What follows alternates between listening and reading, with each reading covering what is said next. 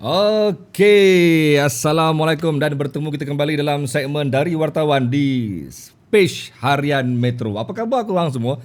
Apa khabar anda, sihatkah hendaknya kan? Jadi bagi mereka yang telah pun mengikuti dari wartawan sejak daripada hari pertama, kita dah masuk hari berapa ni? Dah masuk episod keempat rasanya. Keempat ke ketiga? Keempat. Dah genap sebulan dari wartawan bersiaran secara langsung di Page Harian Metro, dan saya amat mengalu-ngalukan korang untuk bersama dengan saya seterusnya sampai bila-bila. Dengan saya Azrul Afandi Sobri, wartawan anda, wartawan kumpulan NSTP. Dan untuk malam ni tuan-tuan, sekali lagi saya bersama dengan korang untuk membawa satu topik yang saya kira malam ni dia mungkin lebih special. Dia mungkin lebih menarik. Dia mungkin lebih tertarik kalau memang ada bom. Okey, baik. Tuan-tuan, apa pun sebelum kita melayari bahtera perbualan pasal malam ni, isu topik yang saya kira amat menarik, mungkin menyentuh perasaan, mungkin yang boleh menyebabkan orang menangis mungkin, atau mungkin boleh menyebabkan korang rasa macam, ini lain macam ni, engkau perli aku ke ni? Sebelum saya pergi situ, saya minta korang satu benda je.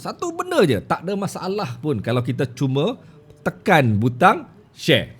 Thank you bagi mereka yang sudi share. Simple. Ambil telefon, ada button bawah tu, tekan butang share, kita ajak ramai-ramai tuan-tuan. Malam ni kita nak ramai-ramai bersama kita untuk kita nak sembang topik yang saya kira amat menyentuh perasaan, dan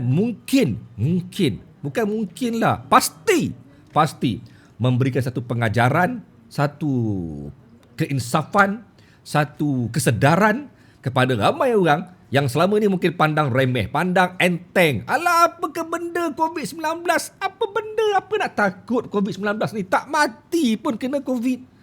COVID ni benda, alah apa benda penyakit, alah penyakit sesemua biasa je pun. Apa masalah sangat? Tuan-tuan, malam ni tuan-tuan, saya nak bawa pada korang untuk kita sama-sama nak bersembang santai, nak mengupas, nak berhujah. Hujah macam debat pula, tak ada. Cuma kita nak bagi korang sama-sama merasai, sama-sama berkongsi, sama-sama menyedari situasi sebenar. Di sebalik orang duk kata-kata tuan-tuan, sana sini, depan belakang, kiri kanan, ramai tengah duk berkata-kata yang mengatakan, bahasa aku ni, yang mengatakan COVID-19 ni nothing. Apa nak risau? Masuk wad COVID tuan-tuan, masuk wad COVID. Saya ni bekas pesakit COVID-19. Bukan nak belagak. Bunyi macam belagak, bukan nak belagak tapi reality. Ni depan korang ni, depan mata korang ni bekas pesakit COVID-19. Kan? Tak ada benda pun. Aku keluar wad melangkah dengan tendang selamba je pun. Makan lalu selera je pun. Tak ada masalah pun. Kan? Berapa ramai kawan-kawan saya keluar wad dengan selamba je pun. Tak ada masalah je pun. Maka kerana melihat keadaan kami, ramai kata tengok tu dia orang tu, tak ada apa pun. Duk wad keluar, okey je pun. So apa masalah dengan COVID ni? Yang duk sibuk-sibuk dengan SOP bagai ni. Tengok dia orang tu, selamba je dia orang keluar wad. Okey, nothing. Tak ada apa berlaku bagi mereka. Mereka okey, kan? Tapi tuan-tuan, sebenarnya jangan sembrono mengatakan COVID-19 ni nothing. Boleh abaikan, buang jauh-jauh, jangan fikir. Sebab banyak sebenarnya tuan-tuan kisah-kisah tragis di sebalik COVID-19. Hari ini tuan-tuan, sudah lebih 400 orang meninggalkan dunia kita ni kerana COVID-19.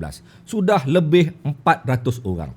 Dan tuan-tuan, alamak kesian korang komen saya tak tengok kan. Lock jam merah tak jual. Tiba-tiba kat sini korang nak lock jam. Ini live Harian Metro lah korang. Aduh, come on lah. Bukan live saya. Okey, baik. Amboi, biar jasa jadi kenangan. Kejaplah saya belanja sekejap diorang punya komen sebelum saya pergi pada topik hari ni. Bikin marah je cikgu. Marah kenapa ni? Siti Georgie. Assalamualaikum cikgu. Waalaikumsalam Izam. Saya harap border buka nak kahwin. Sampai ke Siam kahwinnya. Dalam Malaysia boleh kahwin. Sibuk dengan border buka. Okeylah, baik. Siapa lagi ni? Waalaikumsalam bosku Cikgu Azrul Afandi. Kenal ke orang nama saya? Okey, thank you. Nama saya memang Azrul Afandi Sobri. Baik. Ramai ni. 1,000 orang dah bersama kita. Thank you tuan-tuan. Baik tuan-tuan. Tak apa. Kang saya petik lagi komen. Okey, kan saya petik lagi komen korang. Apa lagi di Indonesia 40% tak percaya sama dengan COVID. Lantak diorang lah Indonesia, kita Malaysia kot. Okeylah, baik kan. Jangan sibuk hal negara lain, sibuk hal negara kita dulu tuan-tuan. Baik tuan-tuan. Sebelum saya panggil Puan yang terutama. Puan yang dijemput malam tuan-tuan. Saya nak bagi tahu korang. Cuba korang refer kepada data hari ini. Data hari ini. Tengok data hari ini. Data hari ini menunjukkan kes COVID belum menurun di bawah angka 1,000. Hari demi hari, kes masih lagi melebihi 1,000 kes setiap hari. Malah kalau korang masih ingat lagi dalam minggu ni juga pernah satu hari kes mencecah 2,000 lebih dengan Selangor mencatatkan 1,400 lebih kes, tuan-tuan. Tak banyak ke tu? Banyak, tuan-tuan. Tapi saya bukan nak menakutkan. Saya cuma nak bagi tahu, relax, tenang di sana. Tenang. Sebab apa? Walaupun kes itu tinggi, realitinya kes itu kepada kumpulan-kumpulan yang terkumpul, iaitu saringan tempat kerja, tapak pembinaan. Dia belum sampai membimbangkan depan rumah kita, tepi rumah kita, depan, kiri, kanan semua ada. Belum lagi. Tapi tetap menunjukkan angka yang tinggi. Tuan-tuan, korang masih ingat tak lagi? Pada 16 September 2020. 16 September 2020. Ketika itu, kes COVID secara kumulatifnya, secara totalnya, bermula daripada 1 Januari sampailah 16 September, kes COVID baru mencecah 11,000 total. Baru 11,000 total. Daripada bulan 1 sampai bulan 9, kes kumulatif baru 11,000. Selama 9 bulan, baru 11,000. Bermula 16 September sampailah hari ini, 13 Disember, kes telah pun mencecah 83,000 lebih. Tuan-tuan, bermaksud dalam masa 3 bulan sahaja, kita mencatatkan lebih 70,000 kes baharu. Saya ulang balik, dalam masa tak sampai 3 bulan. 3 bulan, kes baharu mencatatkan melebihi 70,000 kes baharu. Dengan puratanya, setiap bulan lebih 20,000 kes baharu. Secara puratanya. Kan? Dan sekarang tuan-tuan, ni Malaysia telah pun berada pada ranking yang agak tinggi, kes jangkitan yang tinggi, melebihi Singapura yang sebelum ini jauh angka dia dengan kita, dan kita hanya memotong Singapura, bukan perlumbaan dah, tapi realitinya kita telah pun mencatatkan 70,000 kes dalam masa hanya 3 bulan berbanding 9 bulan yang lalu. Dan tuan-tuan, angka kematian juga bermula daripada bulan 9, 16 September sampailah ke hari ini, tuan-tuan, setiap hari ada kes kematian antara 3 hingga 5 orang. Dan secara totalnya, kumulatifnya, setiap bulan, bermula bulan 9 sampai ke bulan 12, lebih 150 kematian direkodkan dalam setiap bulan. Tuan-tuan, ada ialah 120, 160 macam tu. Tapi maksudnya, kes kematian berbanding bulan 9 ke bawah, kes kematian tidak setinggi kes kematian sekarang. So, walaupun kes yang pulih juga tinggi, tuan-tuan.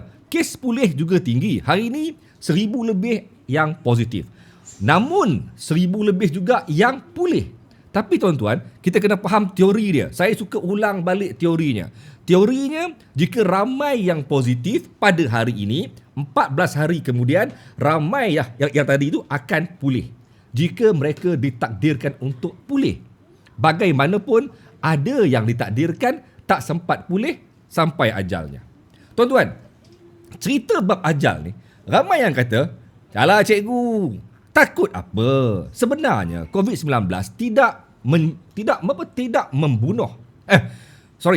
COVID-19 bukan pembunuh, tapi ia memang boleh membunuh. Tapi sebenarnya cikgu, tengok balik, cikgu pun tak reti lah, cikgu pun tak follow data lah, cikgu pun tak check lah." Dengar dulu tuan-tuan. Ramai yang kata, ramai yang mati kerana dia ada masalah kronik lain. Darah tinggi, kencing manis, sakit jantung, paru-paru, apa semua something lah. So mereka ni dalam kategori yang memang kritikal. So mereka ni memang mudah terkesan, mudah kronik kerana COVID-19. Tapi tuan-tuan jangan lupa tuan-tuan, tak payah tengok jauh-jauh tuan-tuan. Tak payah tengok jauh-jauh. Tengok angka, tengok data hari ini. Hari ini ada 4 kematian dilaporkan. 3 kematian, yes, kerana ada komplikasi lain. Antaranya darah tinggi, kencing manis dan sebagainya. Tapi tuan-tuan, Satu bukan warga negara berusia 29 tahun hari ini meninggal tanpa ada catatan penyakit-penyakit sampingan lain. Jeng jeng jeng. So dia meninggal sebab apa? Itu yang menjawab persoalan kita semua. Tadi kita kata, alah tak apalah yang meninggal tu sebab dia orang tu memang ada kronik lain, memang ada masalah lain, memang ada kritikal lain, memang dia orang tu ada masalah-masalah simptom-simptom lain. Tapi kenapa hari ini umur 29 tahun meninggal tanpa direkodkan apa-apa penyakit sampingan lain? Sebab ajal dah sampai. Okey, simple. Ajal dah sampai. Tapi asbabnya apa? Asbabnya apa? Kan aku bagi ceramah agama kan, payah ni. Tapi asbabnya apa? Asbabnya dia ada COVID. Asbabnya dia ada COVID. Betul Syahril, dia meninggal sebab ajal dah sampai. Saya setuju, tak boleh menafikan. Jangan sesekali menafikan. Sampai ajal maka sampailah penghujung hayat dia. Tak cepat seminit, tak lambat sesaat. Tepat-tepat sampai. Tapi ada asbabnya. Apa asbabnya? Asbabnya COVID.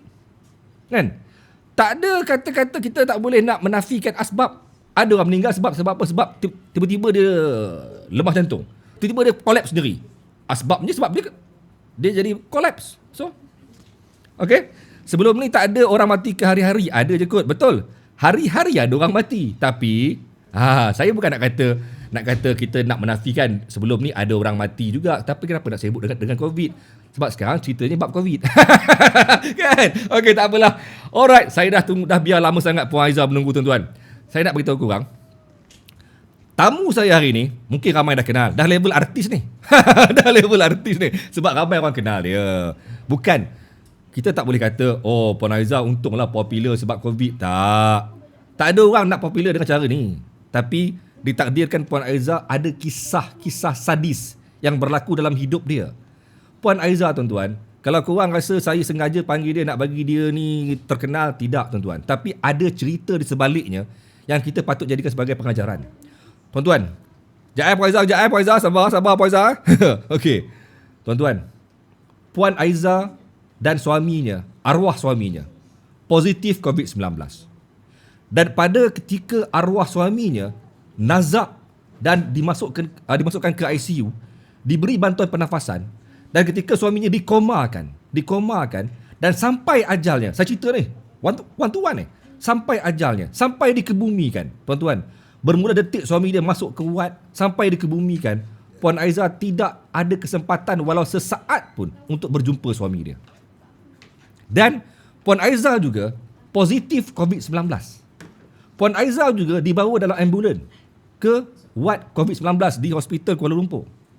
Dan Puan Aizah tidak ada kesempatan walau sesaat pun untuk bertemu suami dia ketika suami dia masuk ke wad sampai tiba ajalnya. Dan tuan-tuan, yang lebih menyedihkan, mereka ini ditakdirkan hampir satu keluarga dia orang ramai yang kena, termasuk ayahnya di kampung. Ayah dia di kampung pun kena COVID, sedangkan tak ada kena-mena pun, tak jumpa pun. Ini dalam kluster lain. Ayah dia di Siparenggam, dia di KL. Tapi tuan-tuan, betapa banyaknya cerita pengajaran yang boleh dikongsikan. Tuan-tuan, arwah suami Puan Aizah ni sendiri sebenarnya tidak ada masalah kritikal lain tuan-tuan sebenarnya. Dia tidak ada masalah macam jantung berlubang ke, jantung berlubang. Jantung berlubang ke? Paru-paru berai. Something lah kan. Dia tak ada masalah penyakit-penyakit yang kritikal kecuali darah tinggi yang tidak kronik pun. Tapi dia meninggal kerana sesak napas. Dia disahkan meninggal kerana sesak napas, sedangkan dia tidak ada latar belakang penyakit asma pun. Kan? Tak ada langsung masalah lain. Tiba-tiba dia dikomakan kerana gagal bernafas. So, tak apalah, saya tak nak share panjang-panjang. Ini bukan cerita saya. Saya nak minta Puan Aizah sendiri. Betul, yang hidup pun tak dapat jumpa. Saya setuju dengan Cik Sherry. Yang hidup pun tak boleh jumpa. Tapi sebenarnya realitinya, yang hidup dah keluar wad boleh jumpa. Ini sampai ke liang lahat tak boleh jumpa. Bukan saya nak sengaja menimbulkan satu cerita yang provokasi, tidak. Tapi ini pengajaran. Apa salahnya kita nak bawa orang untuk berkongsikan satu pengajaran. Okey, baik. Jom. Oh, ramai nama orang ni. Panggil Puan Aizah sekarang. Okey, Puan Aizah. Assalamualaikum, Puan Aizah. Waalaikumsalam warahmatullahi wabarakatuh. Oh, lama menunggu Faizal. Sorry lah. Saya punya mukadimah panjang sikit. Dia orang marah-marah lah. Dia kita nak bagi mukadimah dulu. Kalau tak kan dia jadi macam tak seronok lah kita tak bagi dia punya cerita tu kan. Cerita tu kan. Baik Faizal sihat? Alhamdulillah sihat. Puan Aizah ni kira saya punya senior Beransur. lah. Kan, saya punya senior lah ni. Puan Aizah best COVID-19 bulan Sama-sama. Puan Aizah best COVID-19 bulan apa? Bulan Bulan 3. 4, bulan 3. Gelombang pertama kan. Bulan pertama. Saya batch yang bulan 9. So senior saya lah ni. Senior COVID lah. Kan? Tak adalah just melawak. Puan Aizah, kena yang batch pertama bulan 3, selepas COVID dah pulih semua bla bla semua dah sampai sekarang, ada ke apa-apa sampingan, rasa macam badan lemah apa ke something ke? Mungkin ada ke tak tahu, saya tak sure. Assalamualaikum warahmatullahi taala wabarakatuh. Terima kasih kepada Cikgu Azrul. Hari ini kita bersama lagi Ya. setelah 9 bulan. 9 bulan saya dah lalui detik derita COVID ni, dan hari ni kita jumpa lagi dekat ruangan Harian Metro. So terima kasih pada pendengar semua. Saya juga tertanya-tanya sebenarnya, apakah bekas pesakit COVID ni merasai kesan sampingan, sama ada kesukaran bernafas ataupun rawatan-rawatan lain yang diperlukan oleh pesakit COVID.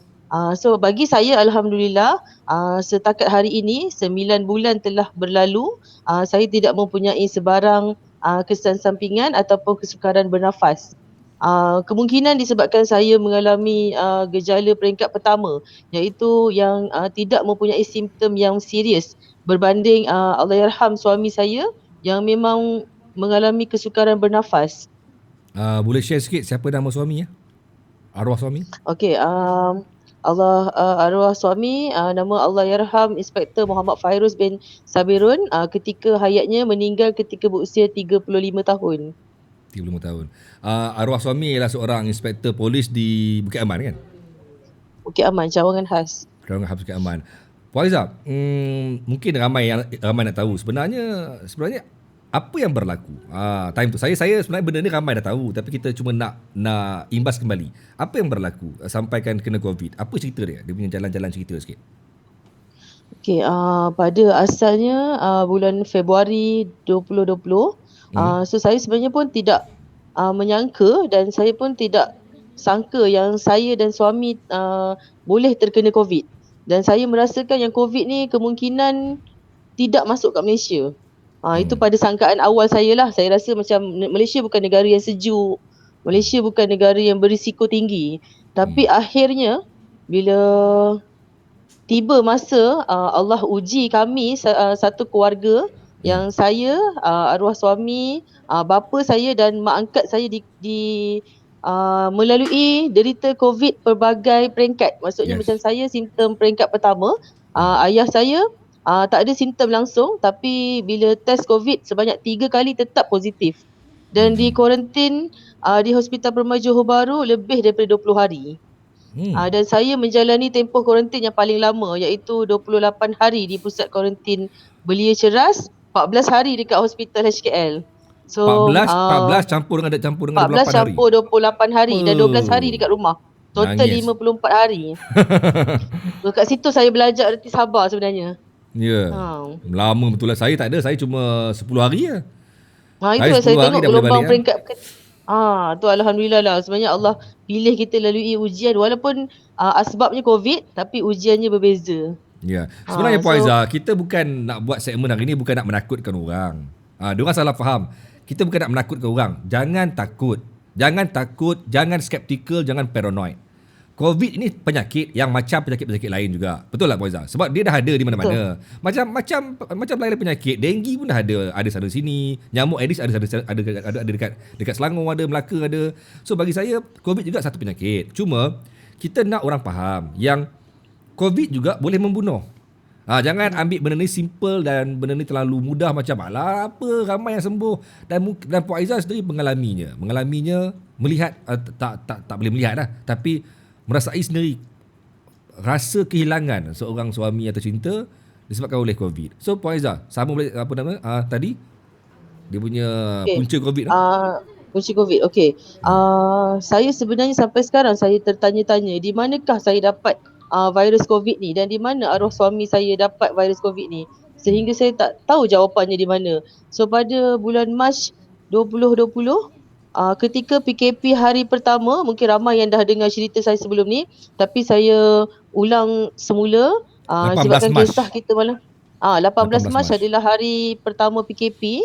Jadi hari itulah hari pertama suami saya menaiki ambulans untuk buat saringan COVID dekat PKD Titiwangsa. So kami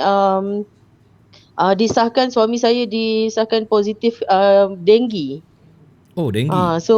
Denggi. So pada asalnya adalah demam denggi. Bila demam denggi tu berlarutan, doktor suruh bawa ke HKL. So saya sendiri menaiki ambulans dengan suami, saya tak rasa yang suami saya kena COVID. Ya. Tapi saya rasa dia demam denggi. So saya ambil video dekat dalam hospital, dekat dalam ambulans. Saya ambil video kat ambulans dan dia boleh pegang dia punya air tu kan, drip water. So dalam keadaan yang dia sihat, saya suruh dia baring pun dia tak nak. Dia kata dia okey, dia sihat. So sampai dekat HKL, dia kata dia punya sistem pernafasan makin lemah. Jadi masa tu masuk dekat ward denggi, ward 19.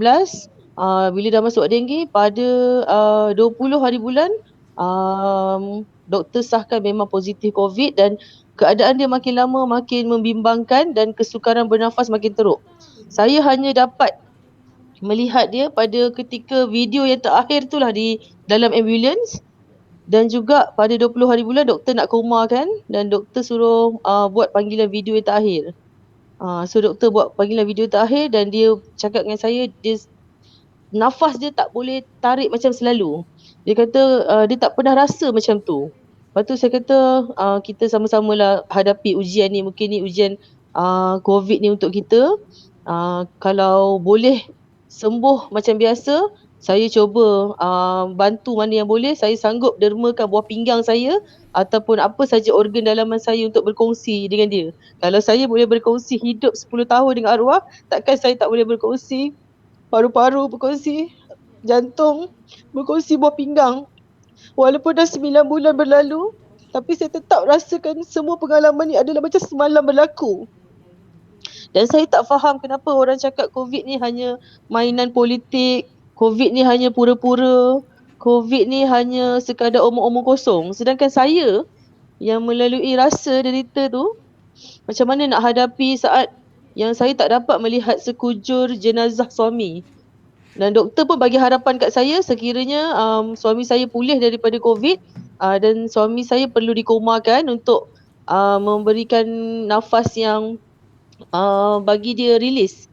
Dia ditidurkan supaya jangan bergerak sangat kan. So masuk dekat dalam ward ICU, doktor akan call saya bagi tahu perubahan kesihatan suami saya. So semakin hari semakin membimbangkan dan saya sendiri tak menyangka yang ini adalah satu asbab kematian yang membawa maut untuk arwah suami saya. Yang saya rasa dia berumur 35 tahun, seorang yang muda dan masih lagi bekerja kan. Tak nampak yang dia akan pergi kerana COVID. Saya tetap bagi harapan kat saya supaya suami saya sihat. Dan doktor cakap bila habis COVID ni keluar daripada badan, dia akan dipindahkan ke ward biasa. Tapi macam cikgu cakap, ajal, maut, jodoh, pertemuan dekat tangan Allah. Kita pun tak berdaya untuk melawan sebarang takdir dan kadar. Saya terima pada 26 hari bulan 3, suami saya menghembuskan nafas yang terakhir. Ketika tu saya di rumah seorang diri. Puan Aizah belum lagi positif. Belum lagi positif. Masa tu saya belum dapat keputusan result daripada PKD Titiwangsa. Yes. So besoknya tu saya telefon PKD Titiwangsa, keputusan saya masih belum tak dapat lagi. Yes. Lepas 4 hari baru saya disahkan positif COVID dan dimasukkan ke HKL. So bertimpa-timpa kan? Bertimpa-timpa. Apa nama, bila kata arwah meninggal, Puan Aizah tak boleh nak pergi jenguk. Lepas tu lepas 4 hari Puan Aizah pula positif. Merasai sendiri pengalamannya sebagai pesakit COVID, masuk ke ward COVID dan dikuarantin sampai lebih sebulan pula tu. 50 lebih 50 hari something kan. Lama pula tu, tak boleh nak jumpa orang ramai. So hidup seorang diri. Saya tengok, saya selalu monitor tau, Puan Aizah selalu share video dia, gambar dia dekat dekat dekat hospital. Sebab saya rasa itu saja yang mengubati hati saya bila saya dapat berhubung dengan media sosial, sebab saya nak bagi tahu yang saya perlukan sokongan daripada orang ramai, dan saya mohonlah masyarakat jangan kecam bekas pesakit COVID ni. Ya, saya tengok Puan Aizah selalu share dekat IYC kan. IYC pusat belia pun seorang-seorang dalam bilik, dekat hospital pun nak mujulah hospital tu adalah apa nama kawan-kawan 4-5 orang. Bila pergi ke IYC seorang-seorang dalam bilik. Balik rumah pula kuarantin seorang-seorang di rumah. So dia punya sepi tu memang saya faham lah. Saya pun dah pernah rasa dia punya sepi tu kan. Sebab dia kita tak boleh kita terpisah daripada dunia luar kan. Yes, tambah pula Puan Aizah pula kehilangan suami. Jadi dia punya impact tu bagi saya lebih terkesan lah. Saya mungkin tak rasa begitu, tapi itulah dia yang saya nak beritahu pada semua orang sebenarnya. Bila orang bercakap benda ni mainan, benda ni semua sekadar kepura-puraan, benda ni sebenarnya tak payah percaya sangat pun, dia boleh mengguris perasaan kami ni. Saya, Puan Aizah, mereka-mereka yang pernah kena akan terguris perasaan sebab kami tahu ia benar. Kami tahu ia benar. Kami tahu ia memang berlaku, dan cuma bezanya setiap orang tidak mengalami pengalaman yang sama. Saya tak ada sampai stage 4. Saya cuma sampai stage 2. Maksudnya saya bergejala, dibawa ke wad rawatan, diberi ubat rawatan kerana saya memang batuk dan juga badan yang menggigil teruk. Dan juga saya jadi macam ada hampir-hampir simptom denggi dah kan. So macam Puan Aizah tak ada pengalaman stage 2, cuma stage 1 kan.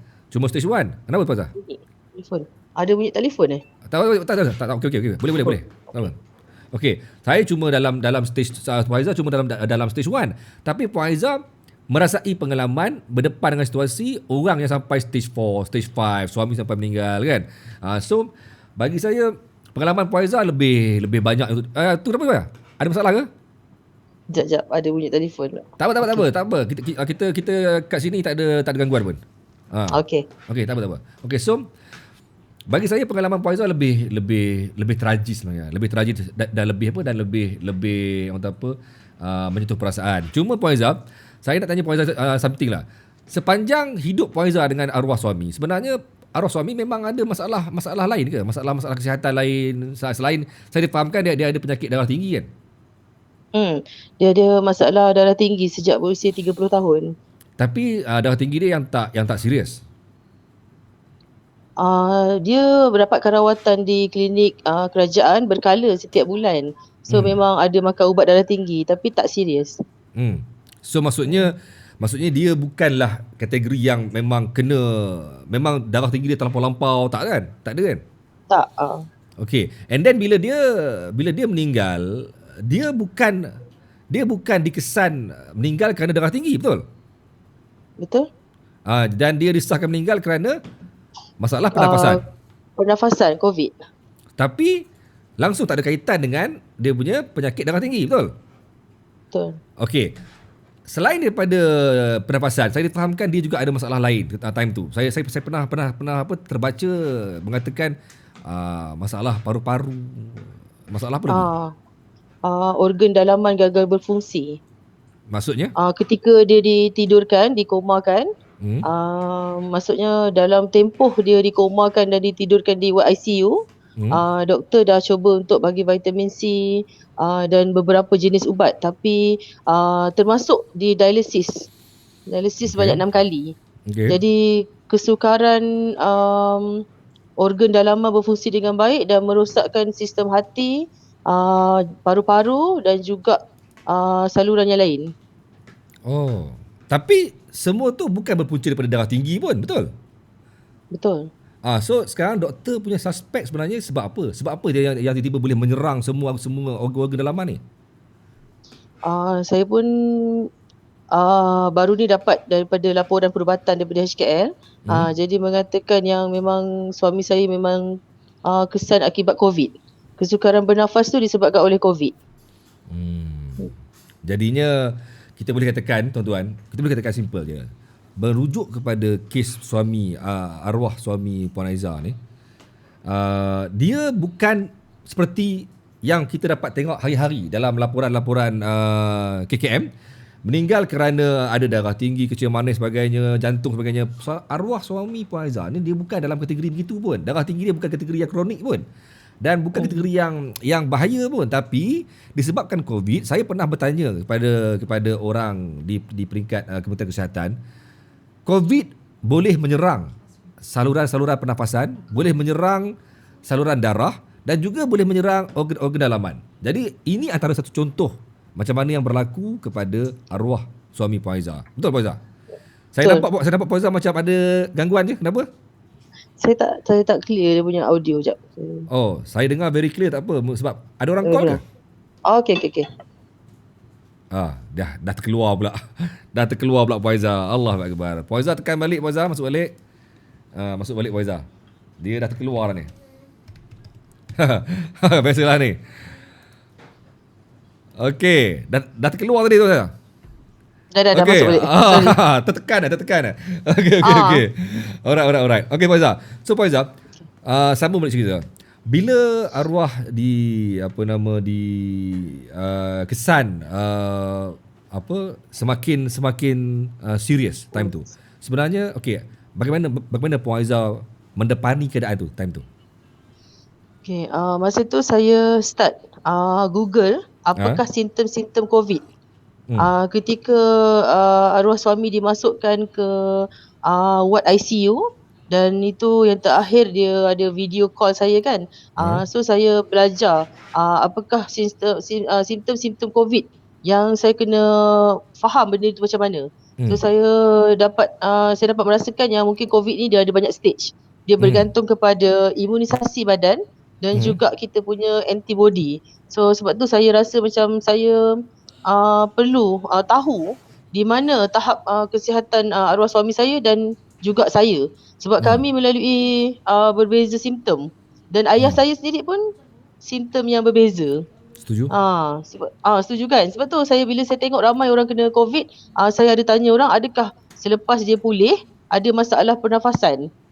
Macam saya memang tak ada rasa kesukaran bernafas. Tapi saya ada rasa hilang dia bau dan rasa. Bila dekat hospital tu kita minum air Milo tapi kita tak ada rasa bau Milo, tak ada rasa pun air Milo tu. Tak sedap langsung jadinya kan? Makan rasa tawar. Macam betul. Okey, sambung.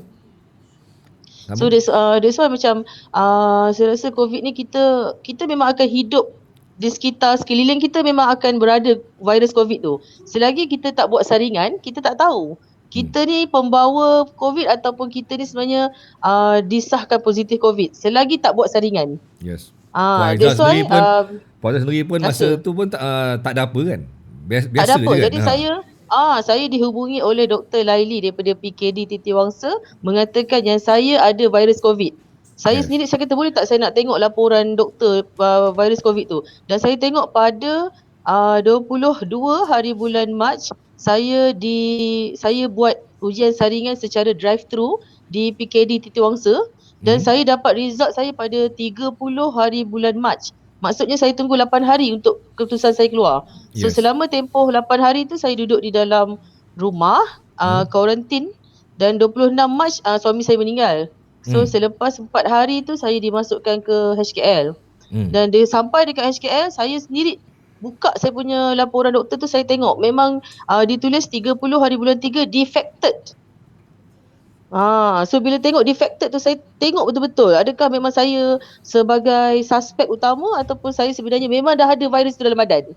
So memang sah saya dah ada virus tu dalam badan saya. So saya close contact. So saya tak faham bila orang kata COVID ni hanya pura-pura, COVID ni hanya rancangan-rancangan. Sebab saya rasa simptom tu ada pada saya, cuma bukan gejala peringkat stage 4 atau stage 5.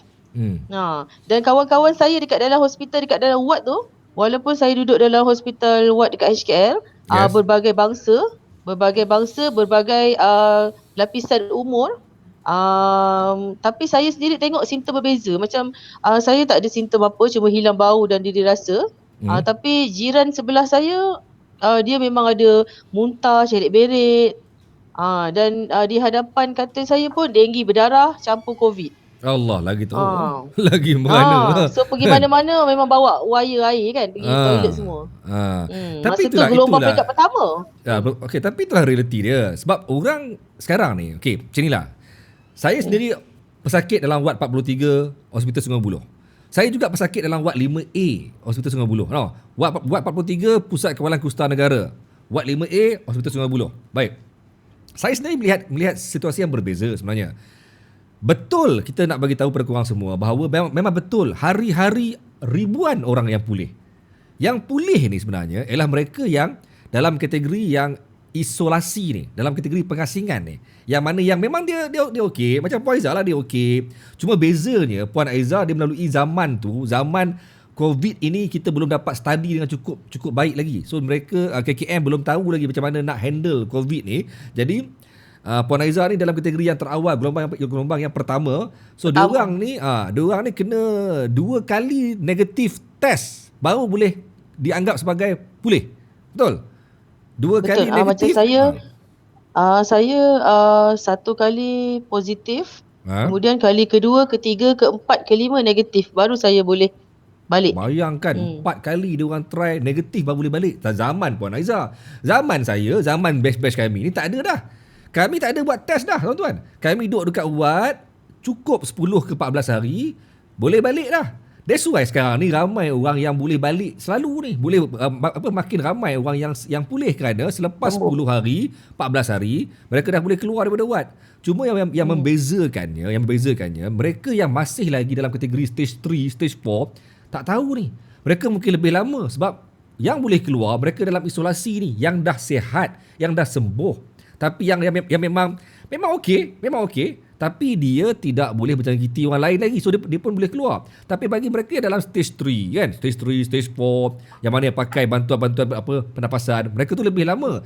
Yang kita nampak di mata sekarang ni yang boleh keluar. Yang tak nampak di mata, yang mana yang macam berlaku kepada arwah suami Puan Aizah.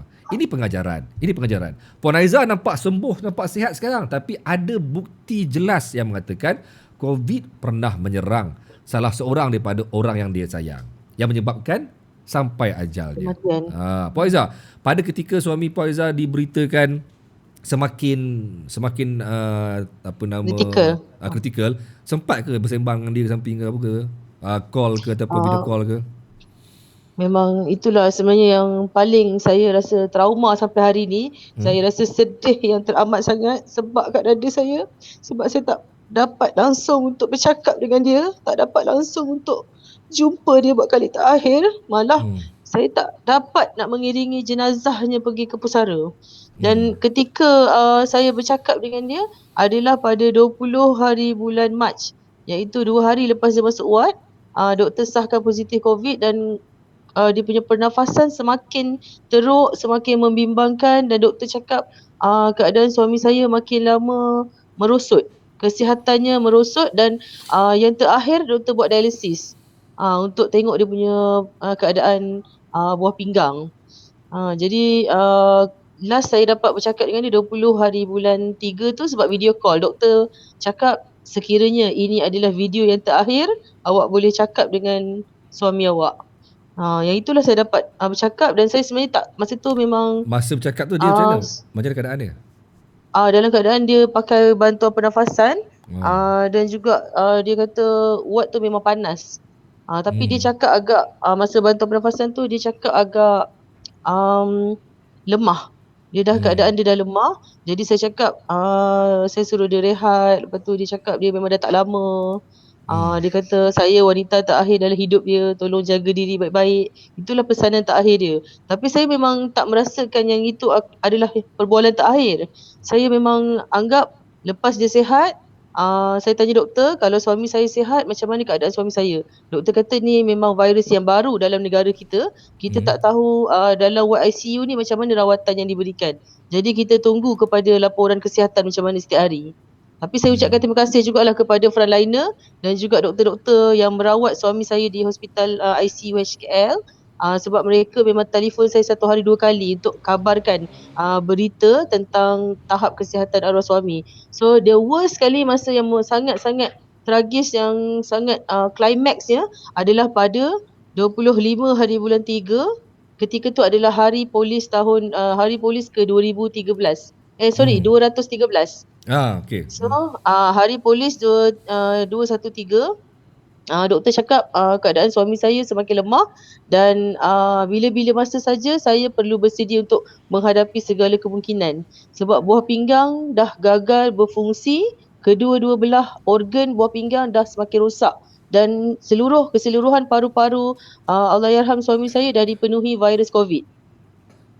Ketika tu yang saya speechless lah, tak tahu nak cakap apa, hanya saya mampu berdoa, saya mampu, mungkin Allah bagi keajaiban dan ketika itulah saya mohon pada rakan Facebook, media sosial dekat Instagram, dekat Facebook, mohon doa daripada rakan-rakan sebab suami saya memang dah sangat kritikal. Bukan saya minta maaf pada rakyat Malaysia, bukan saya nak viralkan pasal suami saya ni, tapi sebenarnya saya duduk seorang diri. Selama 12 hari saya tak dapat nak buat apa-apa untuk suami saya. Saya hanya mampu untuk berdoa je. Saya nak mohon doa daripada orang ramai.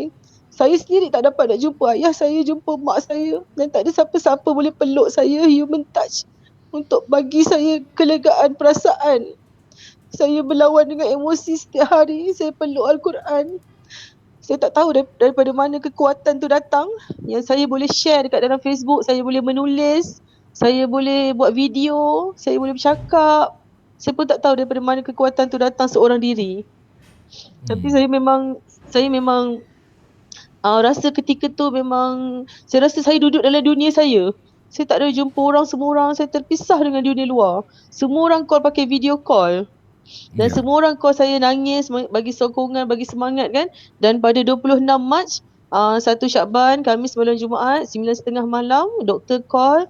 Saya ingat lagi doktor tu Dr. Alice daripada ICU HKL.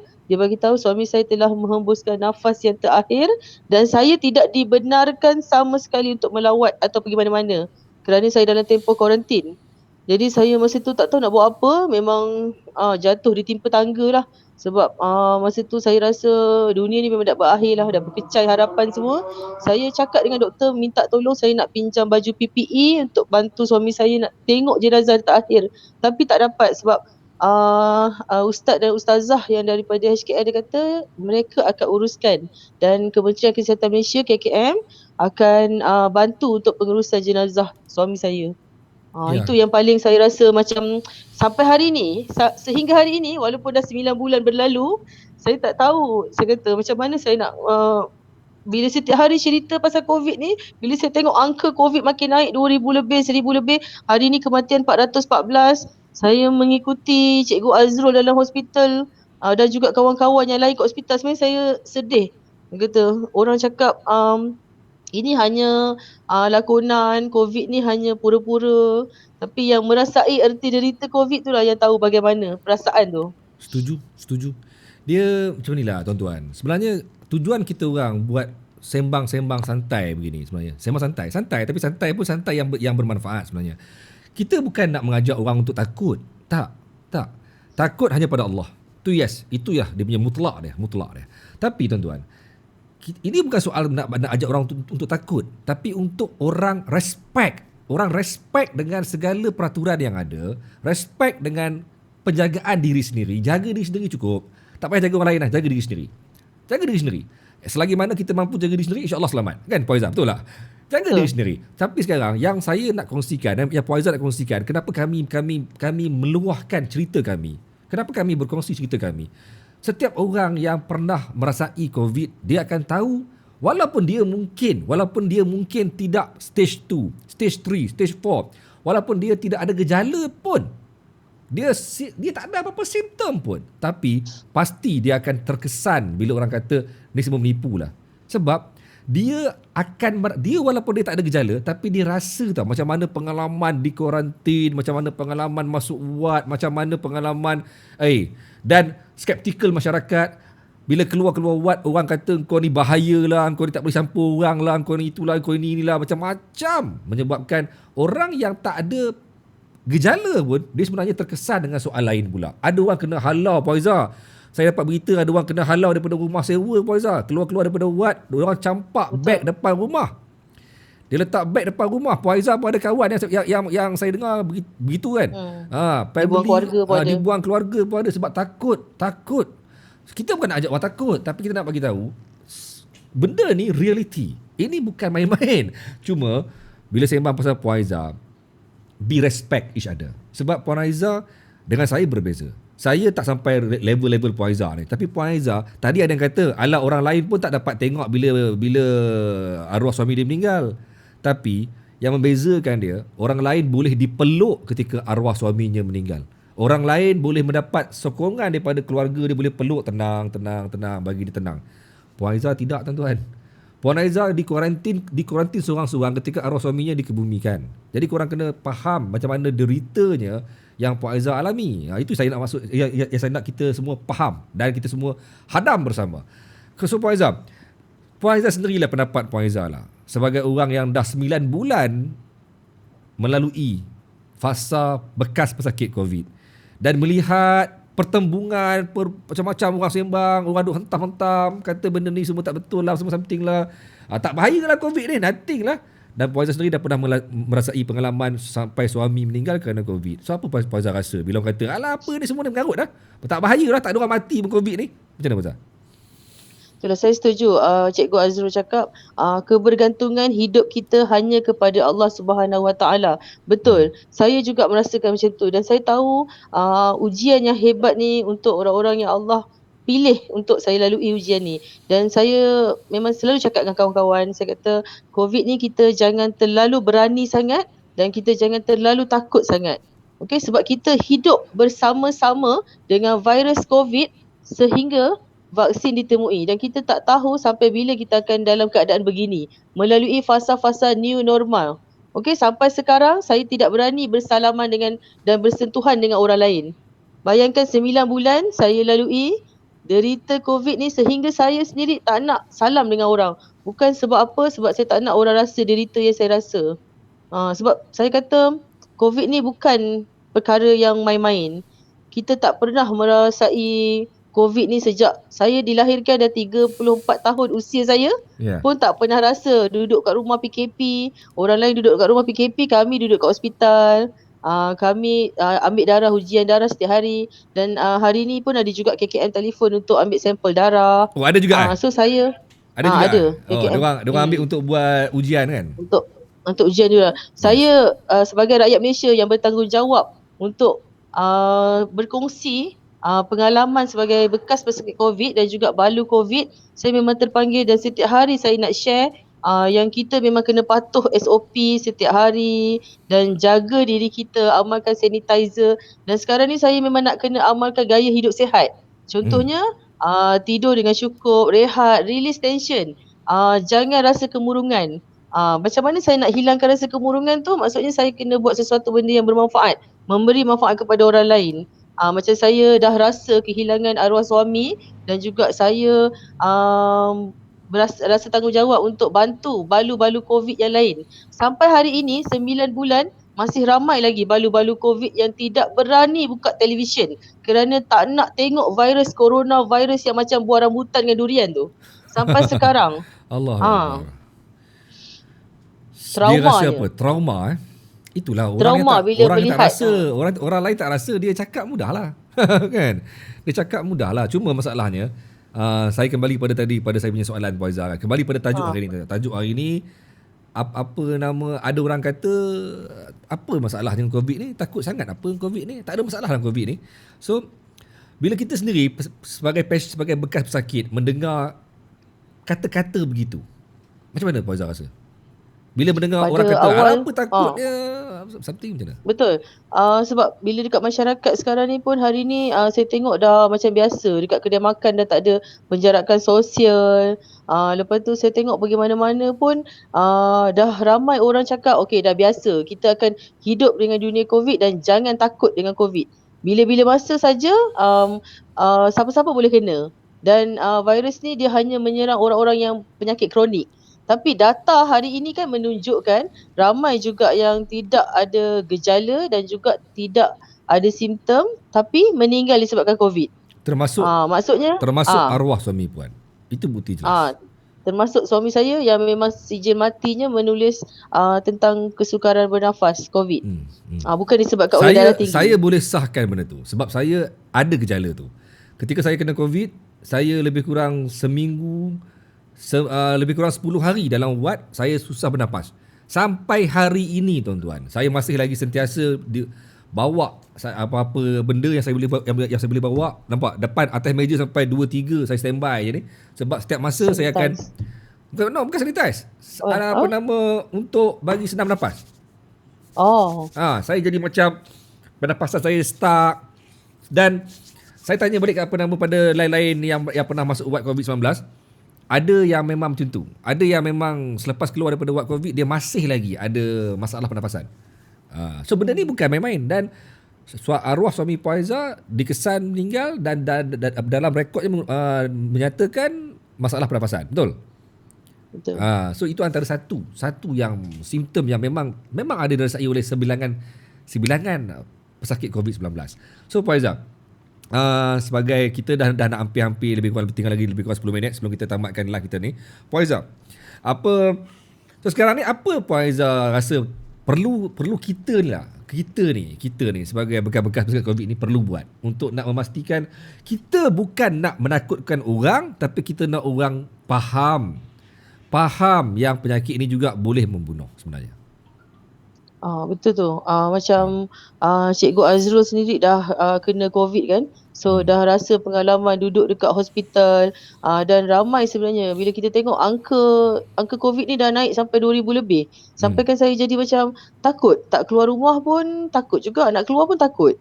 Sebab tu saya nak berkongsi dengan rakan-rakan kat luar sana yang merasakan COVID ni tak ada apa-apa dan dia rasa dia takkan kena.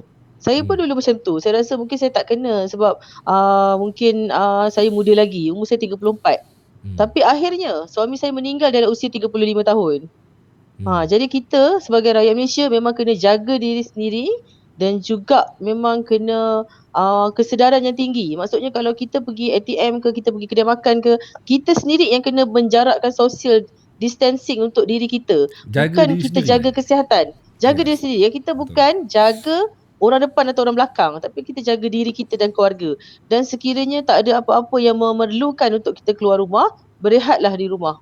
Yeah. Mungkin kita kena guna balik slogan stay at home tu. Stay at home. Puan Aizah, saya sambung balik. Saya sengaja bagi lari sikit ke topik lain supaya Puan Aizah tak terlalu fokus kepada kisah arwah suami. Kan sedih-sedih sangat pun tak bagus juga kan. Benda dah lama berlalu, kita dah kena redha lah. Itu dah memang ajal maut tangan Tuhan. Sampai ajal dia kan. Cuma Puan Aizah, apabila Puan Aizah keluar daripada ward COVID, so Puan Aizah di kuarantin, total semua dalam berapa hari total? 54 hari. 54 hari. So dalam tempoh 54 hari campur dengan 4 hari sebelum Puan Aizah positif, arwah suami dah meninggal. So totalnya hampir 60 hari. Hampir 2 bulan. Puan Aizah memang tak dapat langsung menjengah kubur arwah kan? Betul. So bila Puan Aizah dibenarkan untuk keluar daripada kuarantin, apa yang Puan Aizah rasa time tu? Apa yang Puan Aizah buat time tu? Masa saya 30 Mac tu, saya disahkan positif COVID. Saya sendiri bawa barang-barang saya seperti saya tidak akan balik semula ke rumah. Saya merasakan yang saya mungkin akan menghadapi saat kematian juga. Saya masa tu dah redha lah kalau saya memang akan pergi disebabkan COVID. Tapi bila saya Alhamdulillah izin Allah memberi saya nyawa kedua, lepas habis tempoh hospital dan tempoh kuarantin, saya memang sujud syukur setiap hari. Saya dapat keluar daripada pusat kuarantin dan saya dapat pulang ke rumah saya di Sempang Renggang menemui keluarga saya. Dan ketika hari saya keluar tu, pada 3 hari bulan 5, ayah saya pun dapat keluar pada hari yang sama. Walaupun saya tak dapat sentuh, saya tengok daripada jauh je sebab masa tu saya masih lagi takut kan. Saya takut nak sentuh mak saya semua tu. Saya rasa macam tak sangka saya dapat pulang ke rumah dan dapat nyawa kedua. Tak rasa pun yang kita akan hidup. Sebenarnya bagi bekas pesakit COVID, saya rasa lah kalau kita tanya semua orang bekas pesakit COVID macam cikgu pun mesti akan cakap bersedia dan redha dengan segala kemungkinan. Masa cikgu hantar mesej kat saya malam tu, cikgu tunggu ambulans datang, saya dah dada saya dah sakit dah masa tu tau. Saya macam kena anxiety. Saya kata orang yang interview saya cikgu COVID kena COVID. So saya memang speechless. Saya speechless gila sebab saya rasa macam ya Allah kenapa Cikgu Azrul pun kena dan ramai orang yang kena. Masa tu saya tengok graf KKM kan dah turun sikit. Hmm. Tapi tiba-tiba naik balik. Yes. So memang rasa bila habis pusat kuarantin saya memang berjanji pada diri saya, ya Allah, sekiranya aku dapat keluar daripada pusat kuarantin, aku diberi nyawa kedua, izinkanlah aku untuk memberi manfaat kepada orang lain dan saya nak sharing pengalaman saya sebagai bekas pesakit COVID bukan untuk menakutkan masyarakat kat luar sana tapi untuk memberi kesedaran pada tahun 2020 kita semua masyarakat di dunia mengalami satu fenomena yang baru yang kita tak pernah rasa virus ni macam mana. So Yeah. kita memang kena jaga diri sendiri. Yes. Dia Puan Aizah ambil masa yang lama tak bila keluar wad tu nak pergi menjengah kubur arwah something ke? Sebenarnya saya mencari kekuatan. Saya cuba juga nak kuatkan diri saya. Saya cuba nak bangkit semula dalam hidup kan. Tapi memang nak cari kekuatan tu memang susah. Jadi saya ambil masa dalam tempoh 4 bulan 10 hari. Dalam tempoh edah tu saya berehat dekat rumah dan juga cara saya nak dapatkan kekuatan tu saya buat kelas. Saya buat kelas mengajar secara seikhlas hati bayarannya. Saya buat kelas, buat roti, buat kek. Saya bantu ibu tunggal dengan asnaf dekat kawasan di kampung saya. So kat situ saya dapat kekuatan dan saya mohon, ya Allah, saya kata dekat dalam kelas, saya mohon kepada yang datang hadir pada kelas ni, kalau yang hadir dalam 20 orang, saya mohon untuk sedekahkan Al-Fatihah untuk arwah suami. Kat situ saya mula membina keyakinan, saya mula merasakan yang sebenarnya saya tak keseorangan melalui derita kehilangan. Walaupun saya 54 hari tak ada orang peluk saya pun tak apa saya kata, tapi saya ada orang sekeliling saya yang mendoakan saya. So saya ambil tempoh, selepas habis edah, saya mula cari rakan-rakan arwah yang boleh bantu saya cari kubur arwah kat mana. Oh, tak So tahu saya eh? pergi, tak tahu. Oh, family pun tak tahu? Tahu tanah perkuburan di Bandar Country Home Rawang tapi tak tahu terletak di mana. Oh ya, sebab masa Kuburnya. dikebumikan tak ada orang tengok langsung kan. So tak tahu KKM lah. yang uruskan lah. Oh, ya, so Ada yang, daripada petugas yang forensik yang daripada PDRM ada. Tapi semua dekat luar pagar. Jadi saya dapat kekuatan balik. Kali pertama saya datang pergi pusara arwah kan. Saya pergi kat pusara dia. Saya rasa bila saya pergi kubur arwah tu saya rasa saya akan pengsan. Saya mungkin akan pengsan kat tanah perkuburan tu. Tapi alhamdulillah Allah punya kuasa, Allah punya izin setelah dalam tempoh edah tu dah habis tempoh edah tu saya rasa tenang. Saya rasa saya dah dapat tengok kubur arwah. Saya tahu dia selamat kat situ, dia syahid. Saya tahu dia seorang yang suami yang baik, suami yang bertanggungjawab untuk saya. Dan saya memang, saya reda lah. Saya kata saya kena kuatkan diri saya sebab saya tengok dekat tanah perkuburan tu memang ramai yang dia seolah-olah macam bandar jenazah. Macam bandar jenazah yang satu hari kita pun kat situ juga. Saya kuatkan diri saya macam tu lah. Saya kata, ya Allah, aku tak boleh terus menangis, tak boleh kemurungan. Aku tak boleh hidup dalam keadaan depression. Saya tak nak rosakkan mata saya menangis setiap hari. Saya tak nak jadi manusia yang hilang semangat diri. Saya kena kuatkan semangat dengan bantuan sahabat-sahabat. Tapi alhamdulillah lah rakan-rakan semua tak mengecam saya balik. Ramai yang bantu saya bagi doa macam-macam, bagi hadiah, bagi macam-macam. Ya Allah, Allah saja yang dapat membalas jasa-jasa sahabat-sahabat yang kat luar sana yang bantu saya. Yang rakan-rakan Facebook, follower Facebook tiba-tiba jadi 20,000. Ramai yang PM saya doakan, bagi kekuatan dan rakan-rakan balu sebenarnya. Yang muda-muda pun bagi support.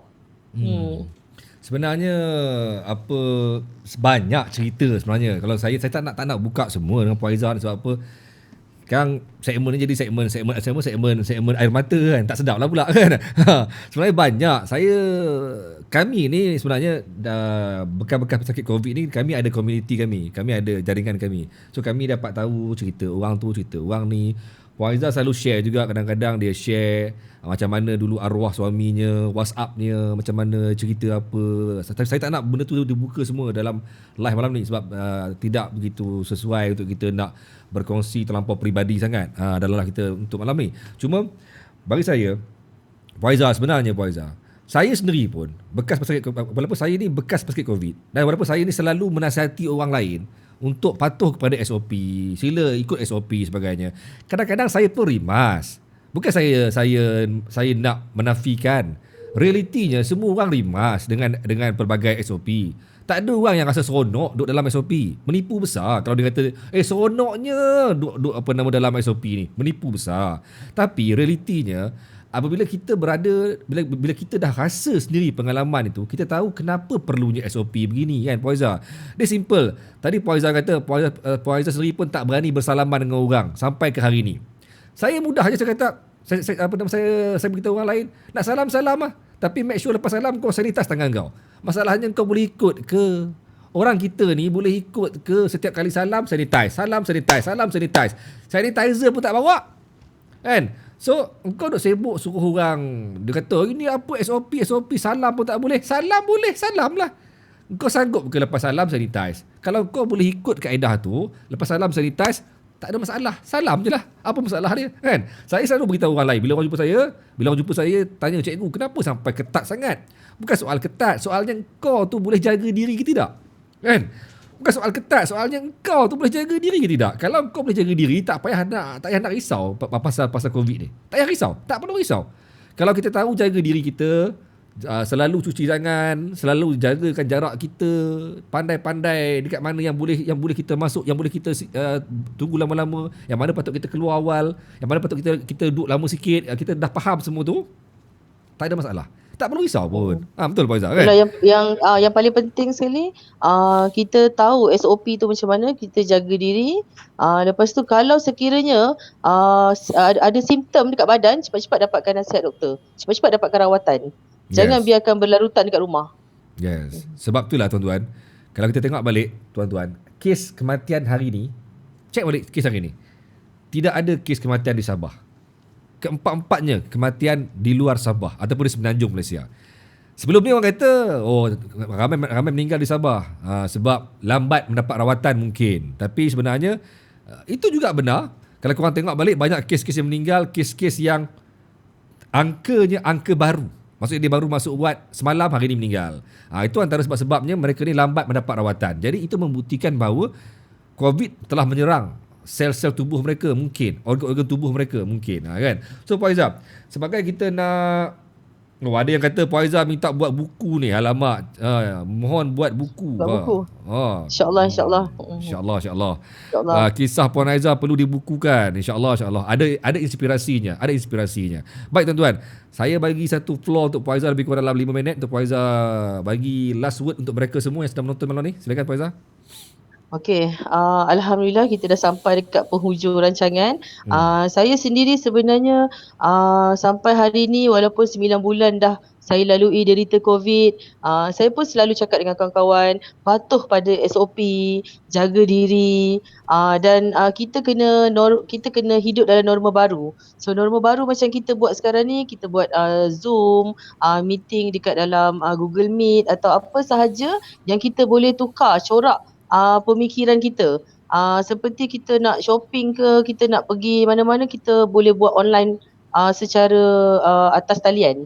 So kita biasakan hidup dalam norma baru sehinggalah vaksin ditemui. So macam saya sendiri sebagai bekas pesakit COVID dan juga saya balu COVID kepada seorang frontliner yang bertugas menjaga negara, saya inginlah berkongsi dengan rakan-rakan yang dekat luar sana yang kehilangan akibat COVID, kena bersabar, kena tabah, kena reda. Jadi saya pun ingatkan diri saya sendiri sebenarnya, jangan terlalu meratapi dan buatlah sesuatu benda yang boleh memberi manfaat kepada masyarakat. Contohnya macam hari ni, bila kita tengok angka kematian semakin meninggi 400 lebih. Dulu pun saya tak rasa dalam 400 lebih tu ada terselit nama arwah suami saya.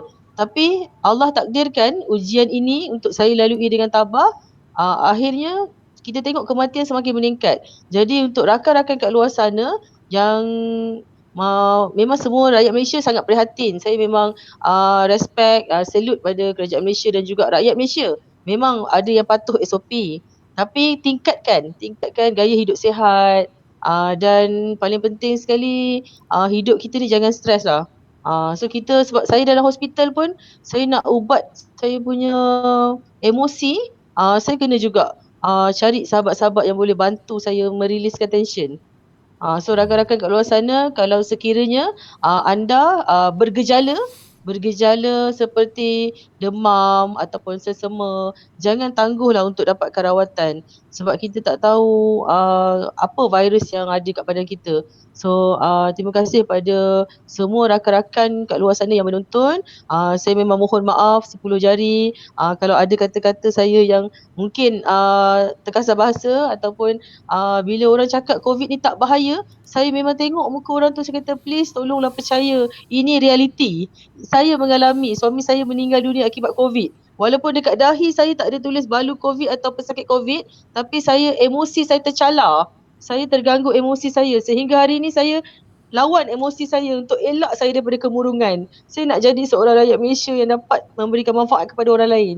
So kita sama-sama doakan semoga COVID ni berlalu dengan cepat, kadar keberjangkitan akan turun, graf akan turun dan kita sama-samalah bantu untuk jaga diri kita supaya kita dilindungi, kita doa banyak-banyak, solat hajat kalau boleh setiap hari solat hajat supaya kita ni dijauhi daripada sebarang bahaya.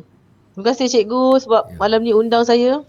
Terima kasih kerana sudi bersama saya. Tapi sebenarnya saya pun setuju dengan Puan Aizah tau. Kadang-kadang nak cakap serba salah tau. Bila kata kita bila orang lalu depan kita, dia kata alah semua ni tak, jangan nak risaulah, COVID ni tak ada apalah. Kita terasa tau. Aku nak marah tak gamak. Ada rasional, saya setuju. Ada sebab mereka kata macam tu, tak bahaya. Biasa sebab mereka tengok ramai je yang pulih. Betul. Saya setuju, ramai je yang pulih. Yang pulih lebih ramai daripada yang sakit. Saya setuju, yang pulih lebih ramai daripada yang meninggal. Saya setuju sangat-sangat. So mereka ni ada rasional mereka untuk meluahkan begitu. Saya setuju. Tapi kadang-kadang terasa aku nak marah tak boleh, tapi tak marah aku rasa macam aku dah rasa kot. Kau orang belum rasa cakap boleh lah, cuba rasa tengok. Cuba kau offer diri kau masuk dalam wad COVID, rasa tengok. Kan? Kadang-kadang jahat hati tau. Kau kena lah. Kan? Kadang-kadang kita rasa macam jahat hati tau. Kau ambil lah, kau rasa lah pula pengalaman kau kena COVID. Kau ambil sendiri rasa.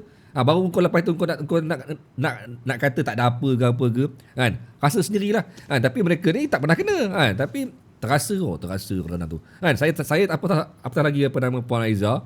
Lagilah terasa sebab sampai kehilangan suami. Lagi terasa kan, betul tak? Saya ni memang terasa, apa lagi Puan Aizah kan. So Puan Aizah, saya kira untuk malam ni Puan Aizah, terima kasih Puan Aizah kerana sudi bersama dengan Harian Metro Puan Aizah. Masa yang diberikan amat-amat bermakna. Saya harap Puan Aizah terus tabah apa saja usaha untuk menaikkan ekonomi diri. Saya faham Puan Aizah kehilangan suami bukan benda yang mudah. So saya difahamkan Puan Aizah ada buat perniagaan ada buat kelas-kelas kek semua kan, buat roti semua kan. Jadi mungkin mereka yang bersama dengan yang tengok live hari ni boleh pergi layari Facebook Puan Aizah, Aizah Syafinas ni. Aizah Syafinas Syahak. Aizah Syafinas Syahak, cari Puan Aizah ni. Mungkin korang boleh dekati beliau untuk dapatkan, mungkin nak bantu dari segi nak join kelas apa ke, silakan kan. Okey, baik Puan Aizah, terima kasih Puan Aizah. Jumpa lagi Puan Aizah. Terima kasih. Assalamualaikum. Waalaikumsalam warahmatullahi. Okey tuan-tuan, maka selesai sesi untuk malam ni tuan-tuan. Sesi bersama dengan Puan Aizah saya kira sesi yang amat-amat bermanfaat. Walaupun saya nampak tadi ada yang komen negatif, tak apa. Biasa. Dalam mana-mana perkongsian, kita faham ada yang tidak setuju dengan kita, ada yang setuju, ada yang tidak. Bagi saya mudah aja. Setiap pendapat kita raikan. Yang tak setuju kita raikan. Yang setuju pun kita raikan. Apa masalah? Bagi saya mudah aja. Setiap orang ada pendapatnya. Tapi bagi kami yang pernah merasai pengalaman sebagai bekas pesakit COVID-19, kami nak mengajak anda semua untuk sama-sama menerima keadaan ini dan juga jangan terlalu sembrono mengatakan ini tiada apa-apa. Kerana ia boleh mengguris perasaan kami yang pernah kena ni. Sebab kami tahu ada rakan-rakan kami yang pernah meninggal kerana COVID. Kami tahu ada di kalangan kami yang pernah kritikal kerana COVID. Kami tahu ada orang sampai 70 hari dalam wad kerana COVID. So, jangan terlampau sembrono mengatakan nothing. Baik tuan-tuan, bagi mereka yang nak tanya apa-apa, kalau korang nak tahu lebih detail ataupun korang nak bagi pendapat, nak PM saya tepi, nak tanya, nak bagi korang punya pendapat pasal dari wartawan, nak minta apa-apa saja, nak komen apa-apa saja pasal program ni, korang boleh pergi ke Facebook saya tuan-tuan. Facebook saya Azrul Afandi Sobri HM. Bawah ni Azrul Afandi Sobri HM. Ini Facebook saya. Korang boleh masuk Facebook saya, korang boleh bagi apa saja pendapat korang secara direct dengan saya sebagai pengendali segmen ataupun program dari Wartawan Harian Metro. Okey, tuan-tuan, saya kira untuk malam ni tuan, untuk malam ni mungkin itu dulu. Saya harap korang terus setia bersama dengan dari Wartawan Harian Metro setiap hari Ahad pada jam 9.30 malam. Untuk malam ni tuan-tuan, jumpa lagi tuan-tuan, dan semoga korang semua dilimpahi kurnia kesihatan yang sihat, yang terbaik, rezeki yang melimpah ruah dan dikurniakan kenikmatan hidup yang berpanjangan. InsyaAllah. Assalamualaikum dan jumpa lagi. Bye-bye semua. Bye-bye Malaysia.